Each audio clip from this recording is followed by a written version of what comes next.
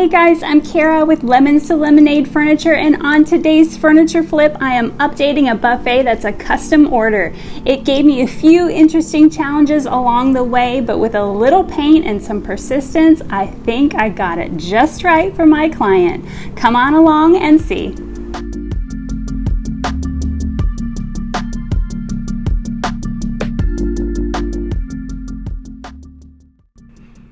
My client found this Victorian-style dresser replica on Facebook Marketplace, and I can see why she fell in love with it. It's a beautiful piece. The handles are perfect for this. It's got a little bit of damage that needs to be fixed, and we're really going to elevate this guy by the time it's done and ready for its new home.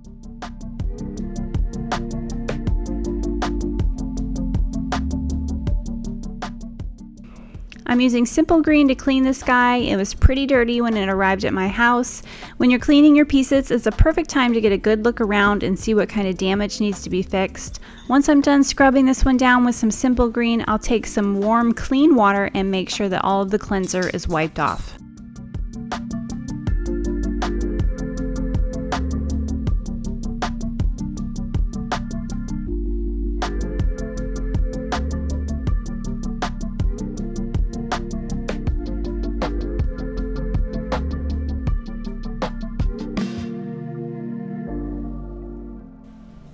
Time to remove these handles. We are definitely going to save these and use them again.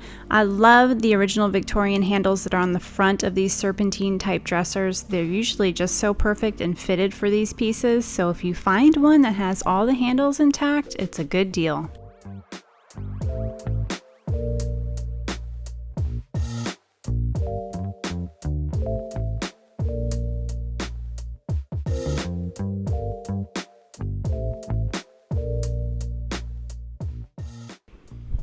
So I must admit, I knew I wasn't dealing with solid wood when this came into my house. I thought it was more like veneer, but I wasn't expecting for the whole top of the drawer to just come off.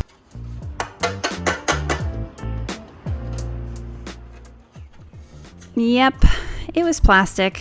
I'm gonna have some fixing to do.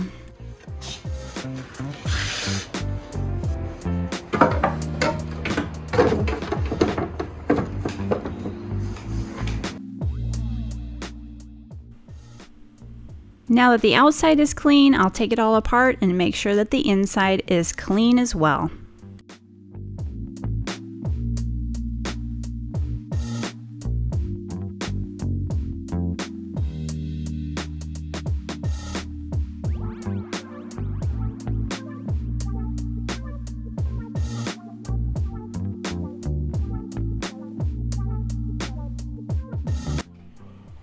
I need to give this dresser a good scuff sand so that my paint is going to adhere. So I'll use my Surf Prep sander around all these curves with a 180 grit sanding pad just to rough up the texture a little bit.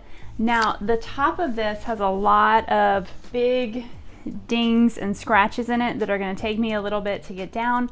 I probably need to use my orbital sander with maybe an 80 grit sandpaper on it. When I first started recording this, I was saying that I was probably not going to find a nice piece of wood underneath this plasticky veneer type top, but I'm about to be pleasantly surprised, and it's going to change my whole trajectory of this project.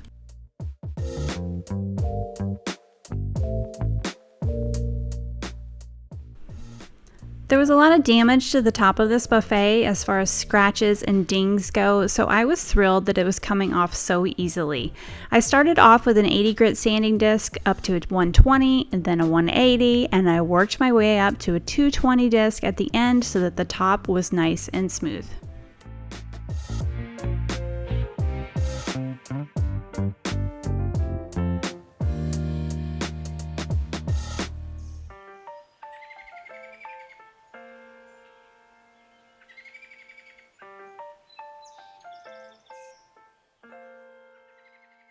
So I'm totally eating my words right now. I started sanding this and getting past that plasticky stuff that was on the top, and it's got really pretty wood underneath. And so this can definitely be gel stained to make it the original idea that my client really wanted, but I wasn't sure that I could give it to her. So I'm really excited that we're going to be able to make this look like the buffet of her dreams.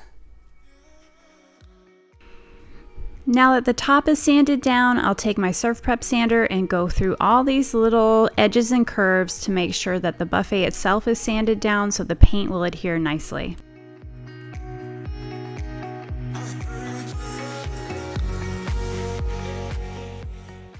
And just a little shout out to my Surf Prep sander. This thing is a workhorse and it is just almost impossible to do these curvy drawers if you don't have a 3x4 raised sander, in my opinion. There's no way that my orbital sander would ever get into all these nooks and crannies, but my Surf Prep, it gets right in there. So if you're interested in getting one of these, I've got a discount code for you down in the description below.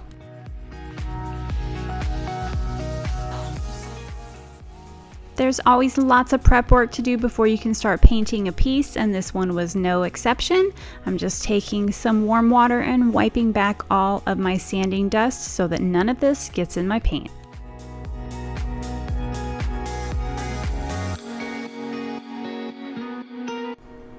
Hey guys, right now I am offering a free trial of my Patreon memberships. That's right, all of my debt slaying, furniture flipping, financial freedom finding friends. Say that 10 times fast. I'm now offering a 7-day free trial just for you all, where we're going to talk about budgeting tips, what's in my garage, best sales practices, and all the behind the scenes goodies that I can offer up as a full-time furniture flipping business. There's a whole lot that I've unpacked over on my Patreon page, so what are you waiting for? Come join me out in the garage, 7 days free. Click that link below and I hope to see you there. My client requested a dark stain on the top of this, so I am using an old can of General Finishes. You can't quite see it anymore, can you? It's actually the color Antique Walnut. I've mixed it up really good so you can see it's pretty dark. This was actually a gift from one of our first viewers off of our Amazon wish list. So Chris, if you're still watching, this one's for you. To apply this General Finish gel stain, you'll need a prepared surface, which we have, a lint-free cloth, and the pigments in these General Finish gel stains are really dark, so I prefer to wear gloves when I'm applying them. They are beautiful and very deep in color, as you're about to see, but they will definitely stain your skin and your clothes, so you'll want to keep that in mind.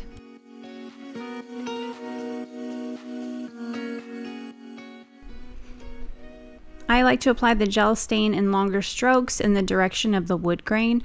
I can't let this sit for very long because in Texas with the heat it will dry fairly quick and you do not want the extra to dry on the surface. So I let it sit for about 30 seconds and then I'll wipe it back.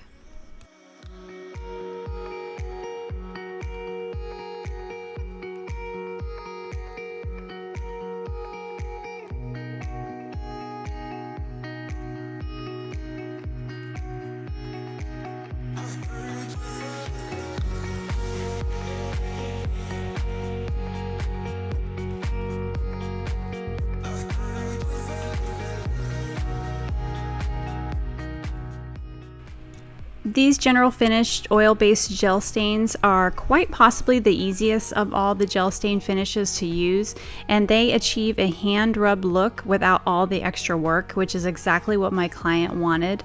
The application of this is really easy. You can use a lint-free cloth like I'm using here, or a foam brush will work just fine. And it's a really heavy body gel formula which permits the product to go on really evenly. There's no drips or runs because it's not really liquid, it's more like a pudding substance, which is interesting, and it gives you more workability time because it's not going to dry out as quickly on you. I'll be sure to leave all my product links below so you guys can see what colors I used on this project today. Now it's time to fix that broken drawer with the plastic on the top of it. All I did was take some of my Titebond wood glue, run it along the edges, and then replace the plastic part. I used some clamps to make sure it was secure and in place.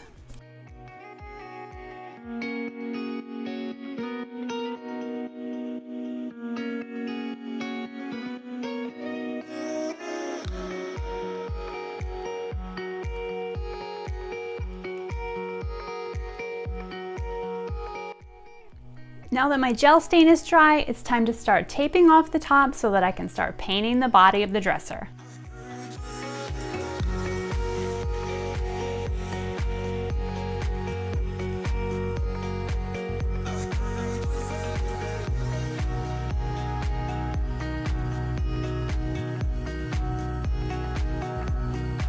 For this project, my client's chosen Wise Owl 1 Hour Enamel in the color Jet Black.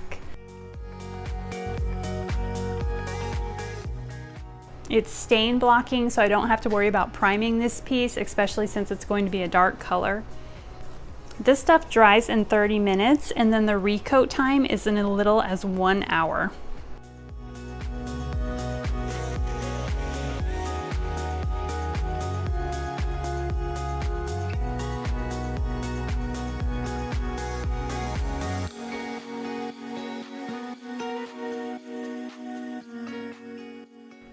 I've loaded the paint into my gravity-fed HVLB spray gun. I get my spray guns from Harbor Freight, and then I have a 20-gallon compressor that this is attached to. If you don't want to make the investment in the compressor, because you do have to have a large one for these spray guns to work, I will put some links below to my favorite all-in-one sprayers.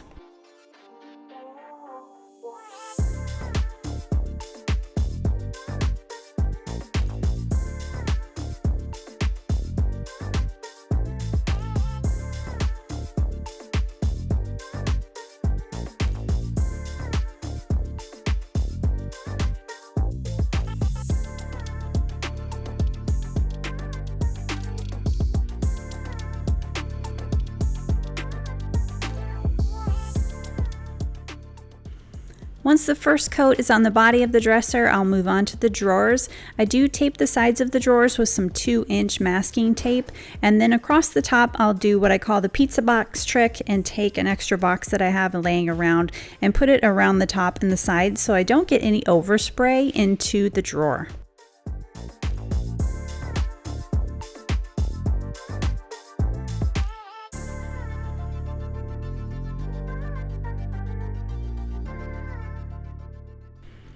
This project required 2 full coats for full coverage. Apparently, I forgot to film me pulling the paper off of the top of this once the paint dried, but now you can see how beautiful that top turned out. The black paint on the body of this dresser has a built-in polyurethane for protection, but the top still needs to be polyed. So I'm using my Minwax Spar urethane in an oil-based formula since I've got an oil-based gel stain on the top of this. I'll give it a bit of a stir and pour it into my gravity-fed HVLP spray gun. I did 4 coats of this polyurethane with a light scuff sand in between each coat, just so the top stayed nice and smooth.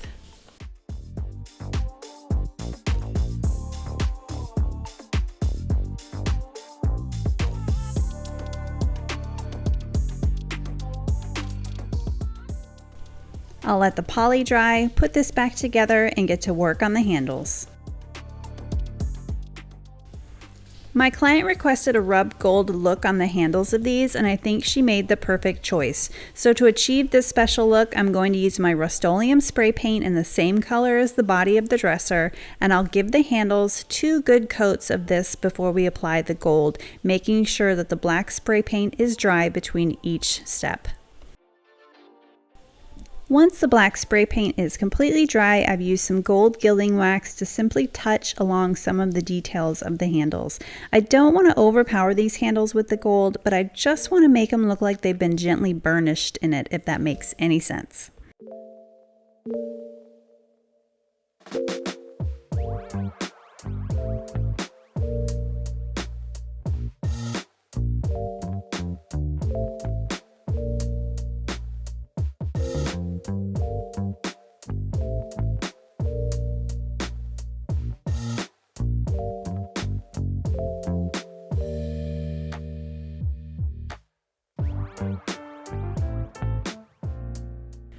My paint is dry, the handles are dry, and now it's time to put everything back together. Because everybody loves a good before and after, here is my client's beautiful replica Victorian dresser before its makeover, and here is its after. This buffet turned out so perfect. I was just in love with how the top stained and the dark stain against that black, beautiful paint. The matte finish on this is just incredible. I loved it, my friend loved it. It's such a fun job to be able to flip furniture for those that you love. I was so happy that she was thrilled with this. So thank you guys so much for joining me today. You know I'm always flipping up something good out here in the garage, so be sure to hit that subscribe button, and I'll see you next time on Lemons to Lemonade Furniture.